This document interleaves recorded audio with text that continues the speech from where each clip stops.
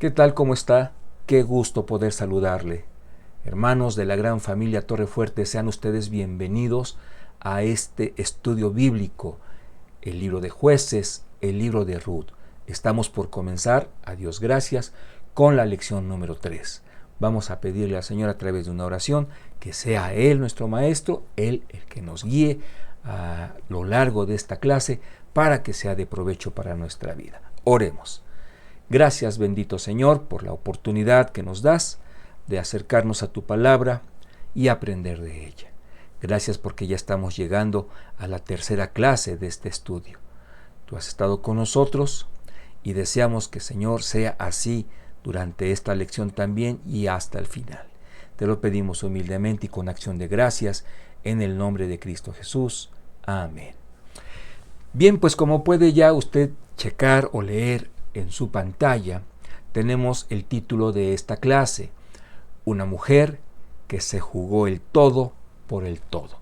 Estoy respetando la frase con la que el autor titula este capítulo, el número 3. Y tenemos a un lado una imagen que representa a Débora. ¿Quién no conoce a esta gran mujer? ¿Quién no la recuerda? ¿Quién no la ubica como un personaje sumamente importante en la enseñanza que usted y yo encontramos en el libro de los Jueces?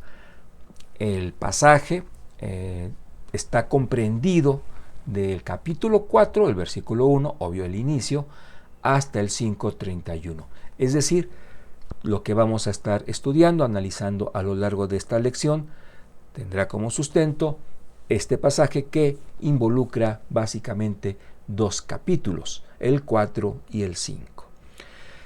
Permítame comenzar con un ejemplo, más que una ilustración, se trata de un hecho verídico del cual nos habla el autor. Esto fue en el año 1990, específicamente en el mes de marzo. Han Gathers fue un basquetbolista, joven basquetbolista, que durante ese periodo, estamos hablando de marzo de los 90 o de 1990 para ser muy puntual, él fue el líder de anotaciones en el básquetbol universitario de los Estados Unidos. El tema es que en este mes, marzo, repetimos, en pleno juego, durante el juego mismo, cae muerto. Hay un instante en el que este jugador cae a la duela o en la duela, Han Gathers, ante pues el asombro, el dolor, la tristeza de los que estaban ahí presentes y obviamente de los amigos, familiares de este joven. Se investiga y se llega a la conclusión, se investiga las razones de su fallecimiento y se llega a la conclusión de que desde el mes de diciembre, obviamente del año anterior, 1989, él había descubierto, se había dado cuenta, los estudios le reportaban que tenía una enfermedad cardíaca. Él no mencionó nada, siguió practicando, siguió entrenando, siguió jugando, siguió llevando una vida normal y entrecomillaríamos normal porque un deportista de ese nivel, bueno, pues vive con un nivel de exigencia en alimentación, en sueño, en ejercicio, pues mucho más que el promedio. Pero él sigue desarrollando su vida de esa forma y lamentablemente el desenlace fue lo que ya le estoy comentando. Un articulista, dice el autor, a raíz de esto, se da a la tarea de investigar a fondo si esto sería un caso aislado o qué tanto sería un patrón que se estuviera repitiendo en la vida de los deportistas. Y para su asombro del autor, incluso del articulista en su momento, obviamente, y el nuestro, se llega a la conclusión, o se llegó a la conclusión, de que varios deportistas, ya analizando con detenimiento, investigando, claro está, se llega a la conclusión de que más de uno, aparte de este joven que falleció, se encontraba en una situación riesgosa de salud, pero que estaban manteniendo o mantenían en silencio. Todo esto con tal de que plantea el autor. Y se llega a conclusiones como el ritmo que genera la fama, las luces, los autógrafos, el placer del juego mismo. Todo este escenario se considera es el factor más fuerte para que estos deportistas, con todo y que sepan que su salud ya no les permitiría seguir jugando, por lo mismo lo callan y siguen practicando, siguen jugando como si nada, ante riesgos muy altos. Esto es en un panorama, digamos, netamente humano, deportivo, pero básicamente humano, y el autor nos lleva a que lo reflexionemos en el terreno de lo espiritual.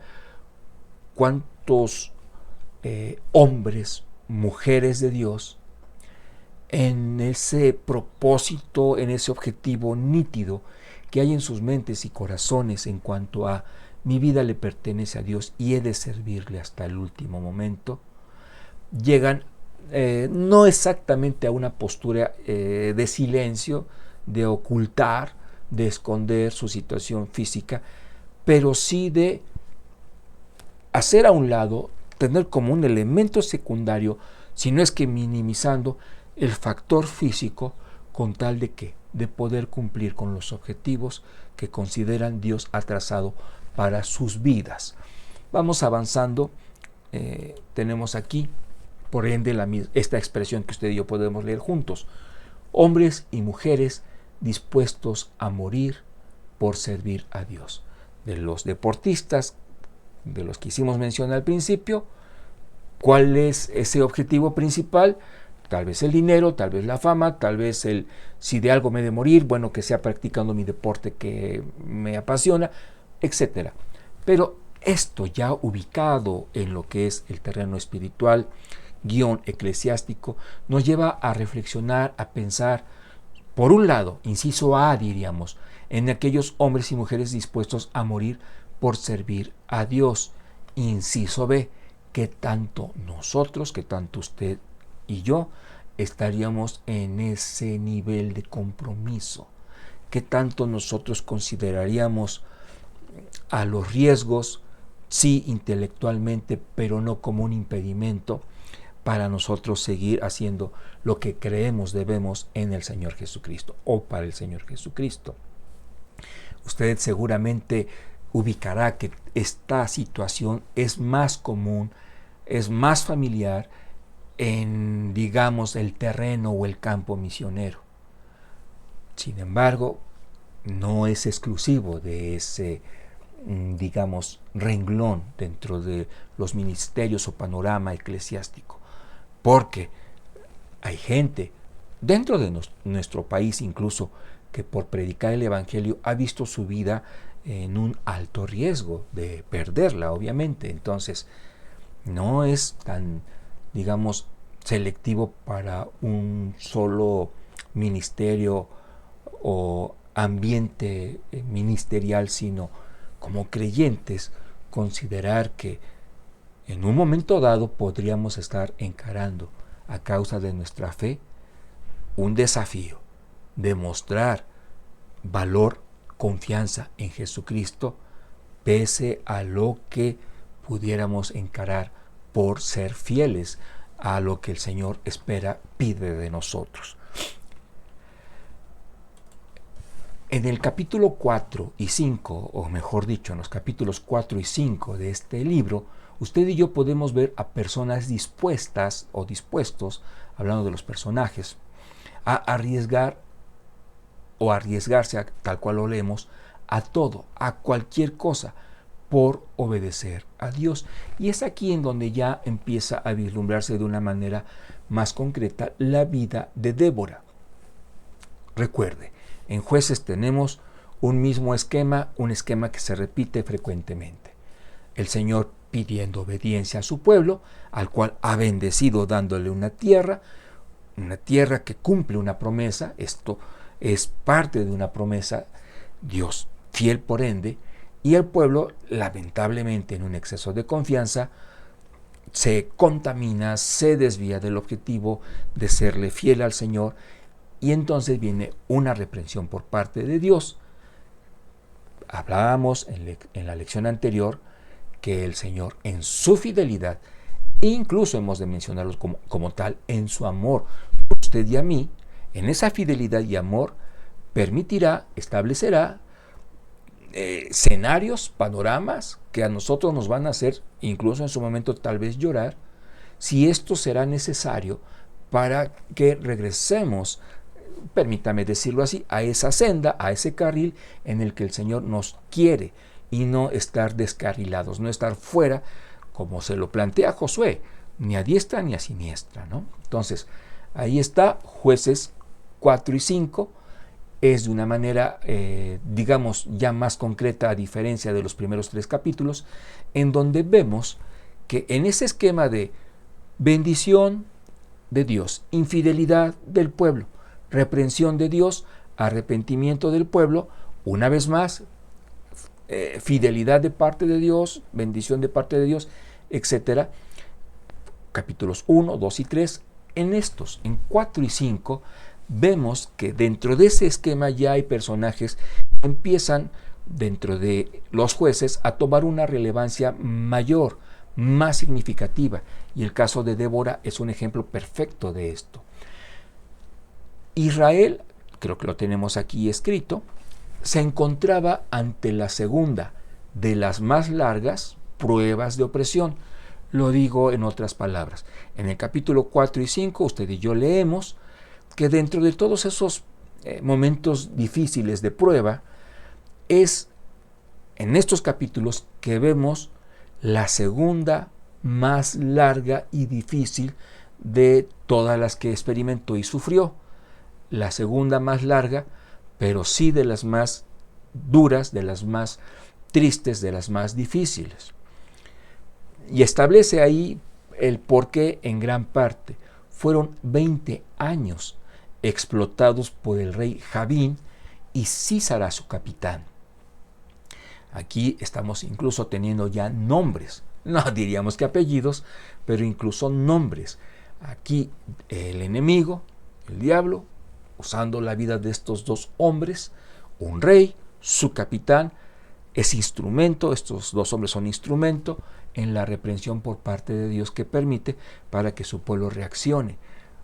Pero vea, lo decimos tan rápido, 20 años de la vida del pueblo de Israel. Si esto lo tratamos de conectar, por ejemplo, con los periodos de condena que se establecen por la justicia para un criminal, cuánto tiempo debe pasar en la cárcel, pues 20 años viene siendo de los periodos más largos en algunos países, ¿no? Entonces, ahí está como para que nosotros digamos una vez más, como ya se dijo en la lección 1 y 2, ¿qué necesidad había de esto? Aunque hubo arrepentimiento, por ende, vamos leyendo y explicándolo, pero aunque ante el arrepentimiento del pueblo, ¿qué sucedía? Dios les perdonaba, y aquí dice, aquí leemos, Dios les daría la victoria por ende, ¿en contra de quiénes? De estos dos hombres que acabamos de hablar. O sea, tenemos 20 años de opresión, de explotación por parte de Javín. Su mano derecha, Sísara. 20 años de tormento, de sufrimiento. El pueblo se arrepiente.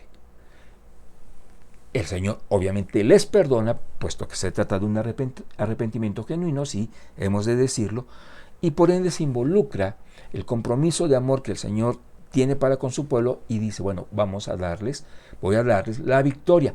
Pero atención con esto, aunque hay arrepentimiento, aunque hay una promesa prometida, para esa liberación se requería de hombres valientes. Esto es, sí, van a hacer a un lado esta opresión que les ahoga, van a vencer a sus enemigos, van a poder disfrutar de libertad, de las bendiciones como yo quiero que lleguen sin estorbo a sus vidas, pero hay un costo, hay un precio. Se va a requerir, va a haber necesidad de que hombres valientes estén en el campo de batalla muriendo para que esto sea viable. Dios pudo haberlo logrado de otra forma, sin duda, como otras veces lo demostró, pero aquí está dejando en claro, hay perdón, hay restitución, pero también hay consecuencias. Vamos a ver si lo tenemos aquí escrito. Nos regresamos tantito, porque no está escrito, hay que explicarlo. Esto nos debe de llevar a usted y a mí a reflexionar de una manera seria en lo siguiente. Desobedecemos al Señor. Y dice su palabra que Él es fiel y justo, 1 de Juan 1:9, para perdonarnos si confesamos nuestros pecados de toda maldad. Y bendito sea Dios que por su misericordia ese pecado queda a un lado en nuestra comunión con Dios. Lo que no queda a un lado en muchos casos es el estrago, es la consecuencia. Me gusta decirle, es la factura. Llevará tiempo, por ejemplo, para perdonarnos a nosotros mismos. Aunque sabemos, Dios ya me perdonó, nosotros seguimos cargando con ese pesar. ¿Por qué lo hice así? ¿Por qué tuve que hacerlo así? Qué distinto hubiese sido tan solo con no haber abierto la boca, con tan solo no haber ido a ese lugar, con tan solo no haber platicado con esta persona, etcétera. Ejemplos sobran, creo yo. Entonces, eso como un ejemplo de lo que puede acarrear a veces, o en otras ocasiones, el precio, el estrago, la consecuencia incluye dinero. O sea, hay que solventar todo esto, incluyendo el pago monetario, en especie, materialmente hablando. Hay consecuencias con las que hemos de aprender a vivir, porque ya no pueden borrarse, ya no pueden quitarse, ya son una parte inherente de nuestra vida con las decisiones que tomamos. Entonces, esto es lo que debe estar constantemente simbrando nuestra mente, nuestro corazón, antes de decidir darle la espalda a un precepto divino. Antes de que se nos haga fácil, esto en mí no aplica, o creo que no puede aplicar, o no sé, yo creo que no sería tan grave para mí hacerlo de esta forma, aunque Dios no quiere. No, hermanos, creo que para todos nosotros es la exhortación. Dios no es nuestro juguete, no podemos jugar con Él. Está más que claro que su gracia y su misericordia nos permiten retomar el camino. Pero atención con esto, ¿a qué costo puede ser eso? Entonces, aquí al pueblo de Dios le implicaba, sí, está bien, vas a olvidarte de la arrogancia de Sísara, que se burla del pueblo de Dios, oprimiéndolo, combatiéndole, ganándole. Sí, vas a poder triunfar sobre él, pero necesitamos de este soldado, etc. Ahora, cuando digo soldado, tengamos muy en cuenta lo siguiente. Israel había perdido, si se puede decir de esta forma, tal vez sea más preciso, olvidado, esa inercia militar que había ganado en otros ambientes. Ya ahorita él se encontraba, cuando digo otros ambientes me refiero plenamente a la etapa de la conquista. Ahora, ya está en la tierra prometida, ya tenemos tierra, ya tenemos que cultivarla, ya tenemos que cuidarla, ya tenemos ganado, ya tenemos que alimentarlo. Entonces, todo esto, ¿qué significa? Que dedicaron mucho tiempo, muchos de ellos, a actividades que no tenían que ver con las armas. Con todo, el Señor les dio la victoria, con todo y que este ejército de Sísara contaba con sus caballos, estaban protegidos con herrería, o sea, era de verdad difícil poder ganarles. Sin embargo, Dios les dio la victoria, pero sí hubo muertos, sí hubo sangre.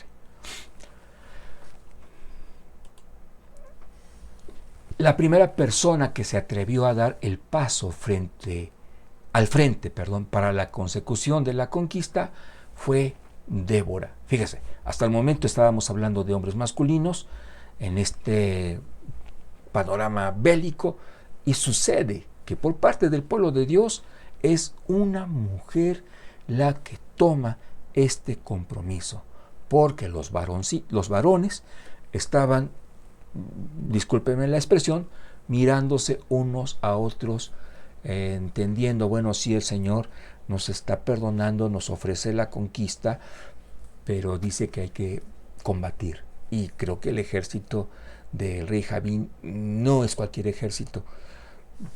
¿Qué hacemos? ¿Nos mantenemos en una situación de explotación o vamos al frente? En ese titubeo, en esa tibieza, Débora dice, bueno, ya el Señor nos está diciendo qué quiere para nosotros, así que al campo de batalla. Tenemos una cita, está aquí, es Jueces capítulo 5, el versículo 7, dice, las aldeas quedaron abandonadas en Israel, habían decaído, hasta que yo, Débora, me levanté como madre en Israel. Ahora, permítame hacer una aclaración. Está usted y yo estamos leyendo el capítulo 5. Esto ya viene siendo un canto de victoria habiendo triunfado. En otras palabras, Débora está hablando de un presente, o mejor dicho, como si se tratara del presente, cuando ya la conquista había sido consumada. Pero está explicando qué fue lo que sucedió. Las aldeas quedaron abandonadas, habían decaído, hasta hay un momento en el que ella dice, me levanté como madre en Israel. Una líder, una caudilla, no sé si se deba decir así, pero vaya, al final de cuentas, alguien que dice, despabilémonos, levantémonos porque el Señor quiere darnos la victoria, ha escuchado nuestro clamor, ha escuchado nuestro arrepentimiento, vaya, lo ha visto, así que adelante. Estamos aquí preparando la Biblia para que podamos dar lectura a otras citas que tenemos más adelante. ¿Cuáles son los pasos que dio Débora? Siendo más concretos. Tenemos 3. Primero, llama a Israel al arrepentimiento, capítulo 4, versículo 5. Así que permítame ubicarlo para que pueda yo leerlo. Dice, y acostumbraba sentarse bajo la palmera de Débora entre Ramá y Betel, en el monte de Efraín, y los hijos de Israel subían a ella a juicio. ¿Quién es ella? Se trata de Débora. Cuando dice la Biblia, subían a ella a juicio, es venimos para que nos llames la atención. Sabemos que Dios está usando tu vida para reprendernos. Entonces, los llama al arrepentimiento. ¿Qué otro paso da? A Barak, de alguna forma líder del que se podía esperar más justo en esa instancia, ya fue después que reacciona. Él estaba también temeroso, titubeante. ¿Dije temeroso? No, miedoso. Bueno, a Barak le pide que haga frente al ejército de Javín. Esto en los versículos 6 y 7. Y ella envió a llamar a Barak, hijo de Abinoam, de Sedés de Neftalí, y le dijo, ¿no te ha mandado Jehová, Dios de Israel, diciendo, ve, junta a tu gente en el monte de Tabor, y toma contigo 10,000 hombres de la tribu de Neftalí y de la tribu de Zabulón? Dijimos 7 también, dice, y yo atraeré hacia ti al arroyo de Sisón a Sísara, capitán del ejército de Javín, con sus carros y sus ejércitos. Y hasta ahí a mí también me temblarían las piernas, pero dice el Señor, y lo entregaré en tus manos. Note, si usted lo lee también en casita, que está entre signos de interrogación, pero porque se trata de una pregunta retórica. Esto es, ya tiene la respuesta implícita y es sí. Sí te ha mandado el Señor a que vayas a combatir, porque Dios te va a entregar a tus enemigos en las manos. Entonces, tenemos ahí 2 etapas. Llama al pueblo a que se arrepienta y llama a Barak para que junto con otros 10,000 hombres combatan ante Sísara y su ejército. El tercer paso, desapareció. Bueno, el tercer paso, aquí lo tenemos, permítame, vamos a mencionarlo, es que ya frente al enemigo, Barak titubea.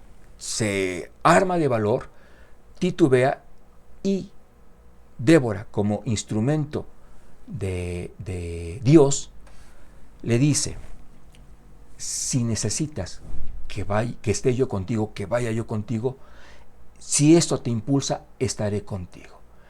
Esto termina de animarle a Barak. Pero vea cómo es que una situación en la que el varón debió ser el líder, el que motivara al pueblo, tiene que ser esta mujer tan preciosa en las manos de nuestro Señor. Vamos a hacerlo ahora en otro orden para que podamos... Ahí está. Barak, aunque con temor o dudas, acató la orden. Esto ya es un paso más adelante. Pero centrémonos, porque nos debe llevar a la reflexión lo siguiente.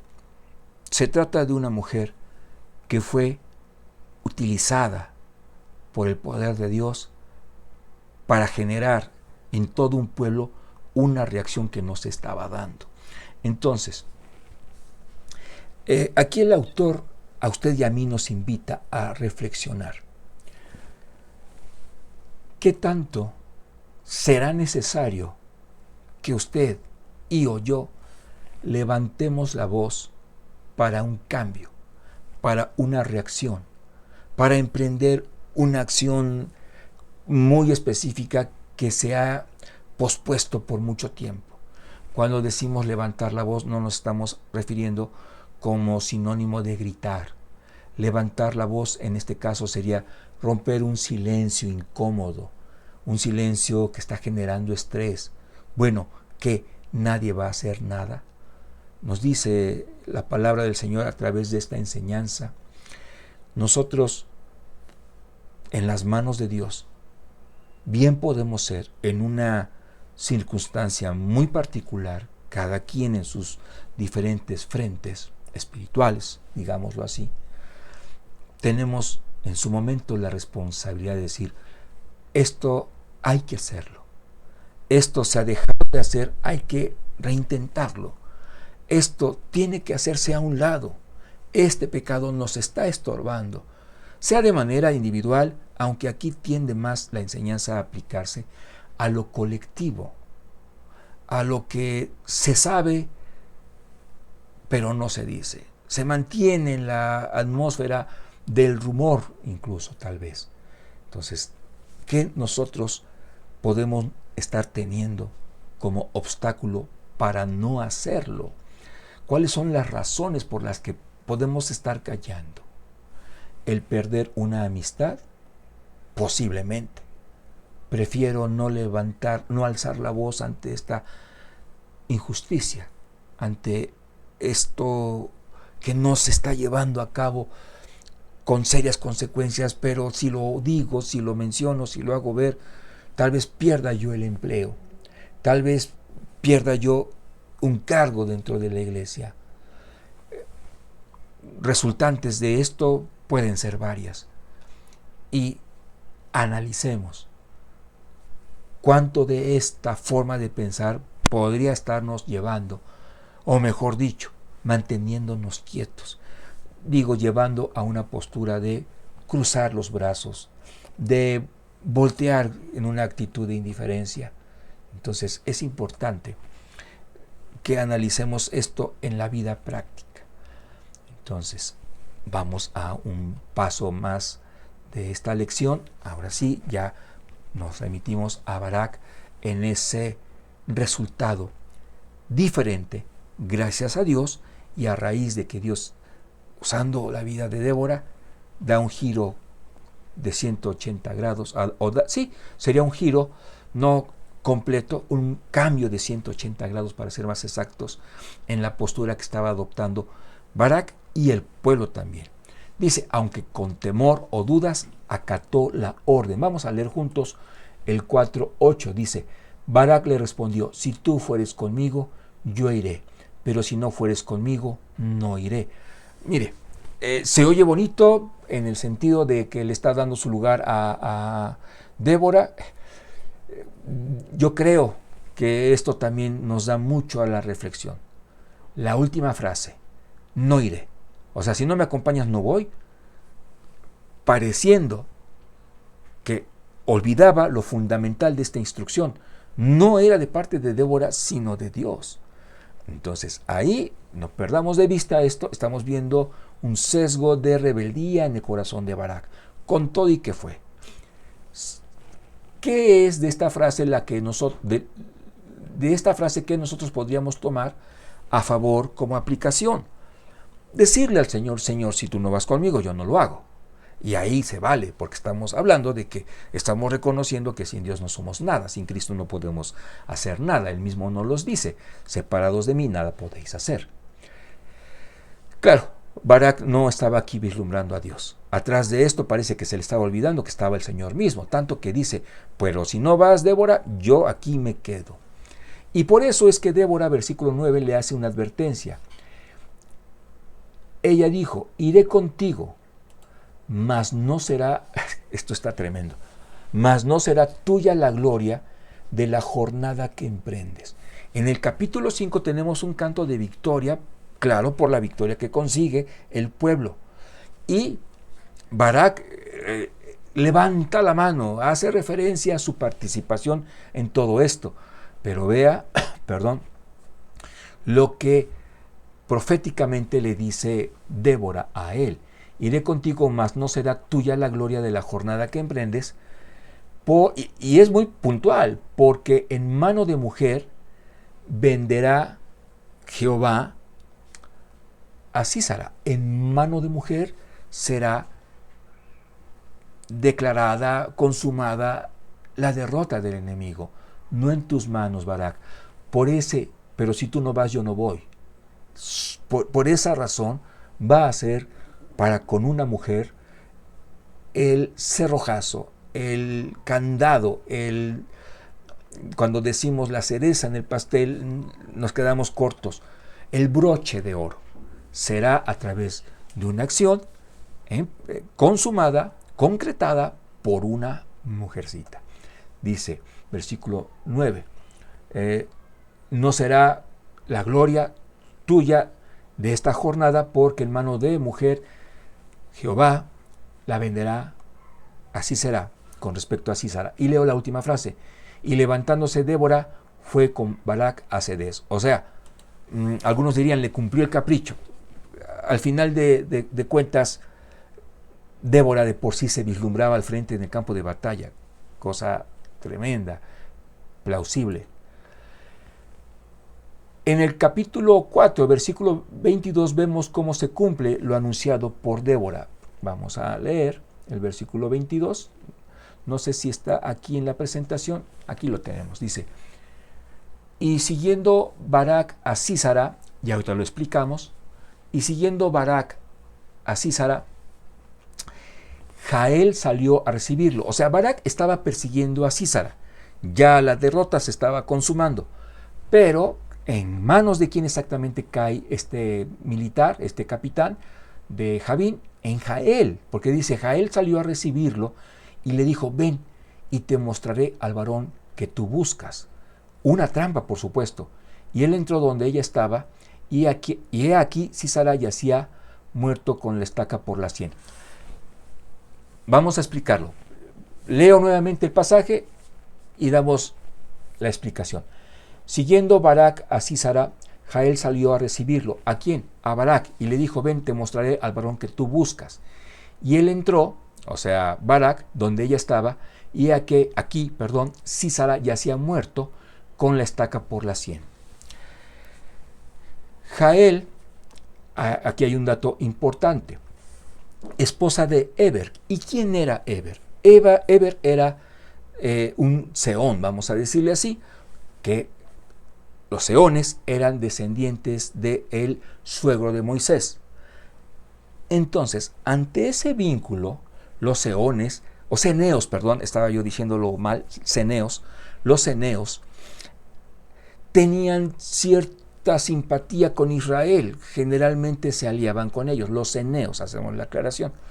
Entonces, los ceneos, Eber ceneo, tenían esa simpatía, ese vínculo. Sin embargo, ese entorno bélico, hace un pacto con Jabín y le dice, parafraseando, ¿verdad? Sí, de alguna forma yo he apoyado a Israel. Aquí, en este caso, para nosotros no salir, los eneos, perdiendo, estaremos, pues, al menos apoyándote a ti de cierta forma, temporalmente, es decir, amortizando de alguna forma cualquier acción militar en contra de ellos. Posiblemente en el corazón de Eber había una disyuntiva, había un conflicto, pero bueno, hace este trato que permite que Sísara confíe en Jael, la esposa de Eber, que llega a donde vive Eber y Jael, en este caso solamente se encontraba ella, la esposa, y le dice, bueno, puedes estar aquí, descansa, duerme, y en ese momento que Sísara está durmiendo, Jael le clava una estaca en la cabeza, lo mata. Dicen los comentaristas bíblicos, la mayoría coincide en Jael prefirió pensar en el pacto, en la alianza de Dios con su pueblo, con Israel, que en el que había hecho su esposo con Jabín, con el rey Jabín y Sísara, su mano derecha militarmente hablando. Entonces es lo que estamos ya aquí leyendo, que Barak, buscando a Sísara para terminar de derrotarlo, consumar la victoria, Jael le dice, mira, discúlpeme la forma de expresarlo, pero para que se pueda entender, digamos, en un lenguaje más coloquial, ya no te molestes, ya no busques, aquí está, a quien tú estabas persiguiendo, está muerto. De esta forma se está cumpliendo lo que Débora le dijo a este Barak. ¿Sabes qué?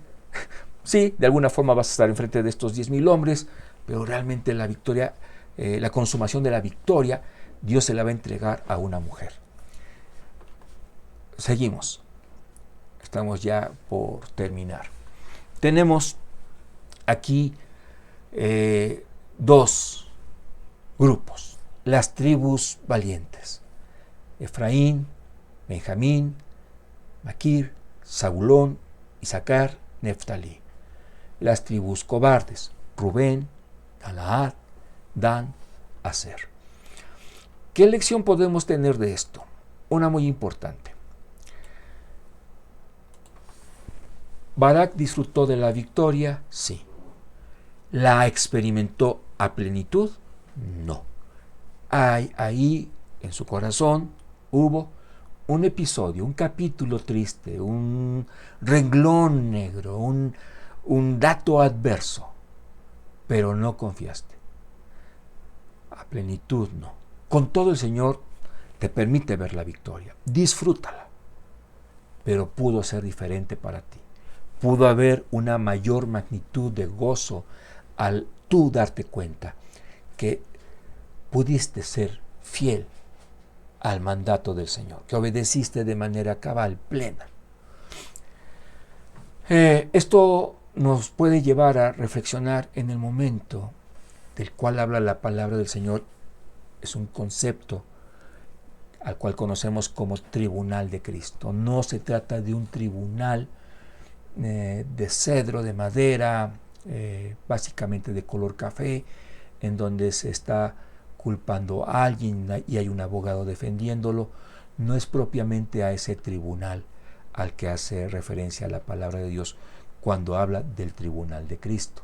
El apóstol Pablo, como instrumento de Dios, habla de esto, que en su momento el creyente dará cuentas a su Señor, a su Salvador, es decir, a Jesucristo, del servicio que rindió mientras estaba en el cuerpo, sea bueno o sea malo. Entonces, cuando se dice tribunal, pensemos en las tribunas, en las butacas, en ese como estadio, tal vez no completando el óvalo, pero sí un, digamos, buen número de espectadores viendo, presenciando, escuchando el reporte de cada uno de los hijos de Dios en cuanto a su servicio al Señor Jesucristo. en un panorama equivalente a esto, resulta que en este cántico de victoria que usted y yo podemos leer en el capítulo 5, pues Barak, varios son mencionados, pero no justamente por ser los más valientes. Y Cristo, siendo justo, establece quiénes realmente son dignos, no por sus fuerzas, no en sí mismos, pero por ese corazón obediente de ser mencionados, claro está, de una forma distinta. Por eso bien la palabra del Señor nos invita, nos insta a usted y a mí, que no nos cansemos de hacer el bien, porque a su tiempo llegaremos si no desmayamos. Estamos ya por concluir. ¿Qué tanto nosotros, empezando con esto, una mujer que se jugó el todo por el todo, estaríamos dispuestos a rendir físicamente y totalmente nuestra vida por servir al Señor? Que tanto de repente pasa por nuestra mente, bueno, pero es que si yo no me cuido, es probable que después, aunque quiera, ya no pueda servir al Señor como yo quisiera. Le pongo un ejemplo muy simple. Debo desarrollar esta responsabilidad en el ministerio, pero experimento ciertos malestares de la garganta, una infección en las vías respiratorias. Dice, por ahí he escuchado que hay que darlo todo, jugarnos el todo por el todo.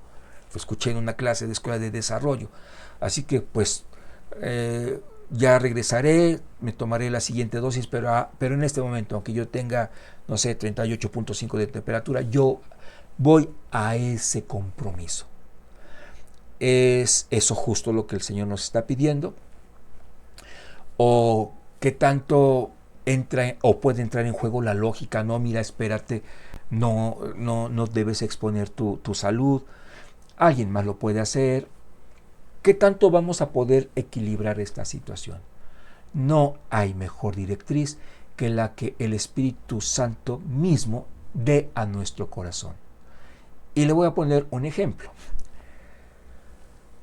Abraham, el padre de la fe, él, ¿hasta qué punto estuvo dispuesto a sacrificar a su hijo? Y la respuesta la tenemos. La Biblia la da.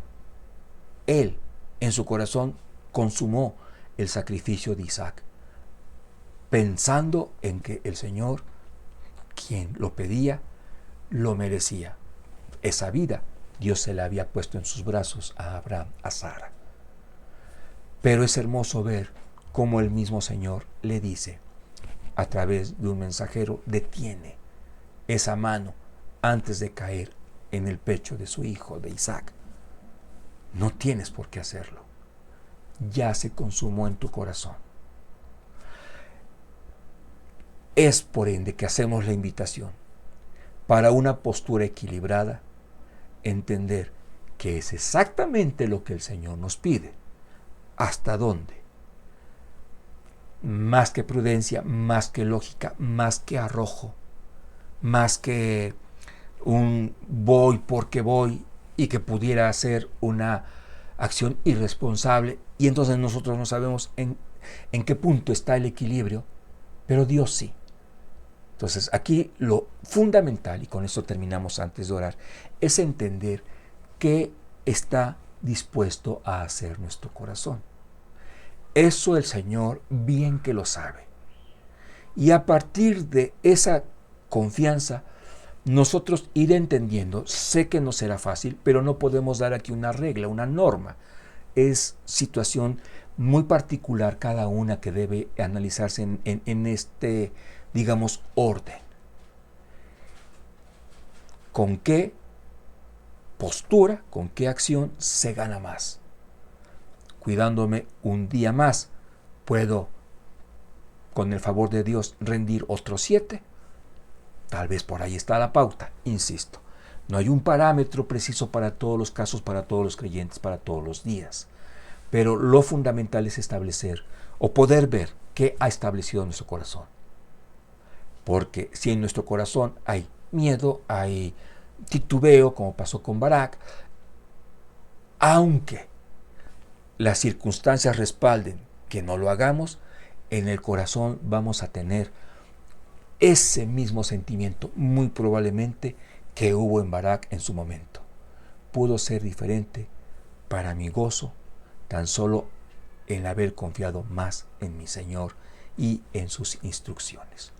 Padre, muchas gracias porque hemos podido estudiar este panorama, estos pasajes, estos capítulos de este precioso libro, estas enseñanzas, Señor.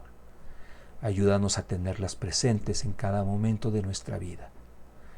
En sí, tu palabra establece que nuestra vida te pertenece. Ayúdanos en ese principio a poder distinguir con la dirección de tu Santo Espíritu cuáles deben ser las pautas concretas aplicables para cada caso. Pero, Señor, que en el corazón, bajo cualquier circunstancia, tú puedas ver, Señor, estoy dispuesto a lo que sea por ti. Bendito seas, Padre, por tu palabra en Cristo Jesús. Amén. Gracias por el tiempo que ha prestado a esta clase. Si Dios permite, nos estaremos viendo en breve para el estudio de la lección número 4. El Señor le bendiga de una forma muy especial. Hasta pronto.